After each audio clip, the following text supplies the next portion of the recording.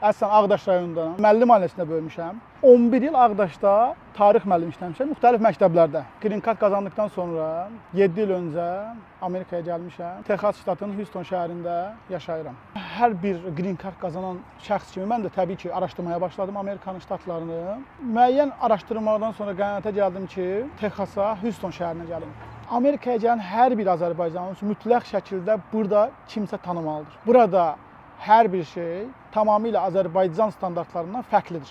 Məlumatsız bir şəxs hər hansı bir ştata gəldikdə bir aya keçəcəyi yolları tanımadığı, heç kim olmadığı şəraitdə gəldikdə 6 aya bir ilə keçir. Və təbii ki, maddi olaraq da daha çox xərclər çıxır burada. Ev tutmaqdan başlayaraq, sürücülük vəsiqəsi almaq, bütün yəni həyata başlamaq üçün nələr vacibdirsə, onları əldə eləmək, mütləq şəkildə sənə kimsə istiqamət verməlidir. Bu önəmlidir Amerika üçün. Azərbaycanda nə ki rütbən var, hamısını atırsan orada. Tamamilə hər şey burada sıfırdan başlanır. Ağdaşda tarix müəllimi kimi fəaliyyət göstərdikdən sonra Amerikaya gəldikdə düşünmədim burada. Çünki məktəb strukturu burada fərqlidir. Tarix elə bir fəndir ki, Amerikalı kimi danışmalısan ingilis dilini. Düşündüm ki, mənim üçün çətin olacaq. Çünki yeni gəlmişdim.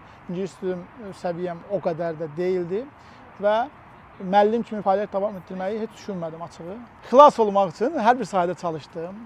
Bu kiçik biznes olsun, accounting olsun, IT sahəsində çalışdım. Bəzən bu mənə çox qəribə gəlir həqiqətən. Amerikalı ilə danışıram və satacağım hər hansı nə isə onu satdıqdan sonra biraz özümü düşündüm ki, həqiqətən gerçəkdən bunu mən mi satdım? Bizim təbii ki, gözəl, dəyərli mental dəyərlərimiz var. Onları, dəyərlilərini seçib, Amerikanın da insanı irəli aparacaq təbii ki, bir çox dəyərləri var. Onları götürüb, mix eləyib, həm Azərbaycanlı, həm Amerikalı bir generation, nəsil yetişdirmək.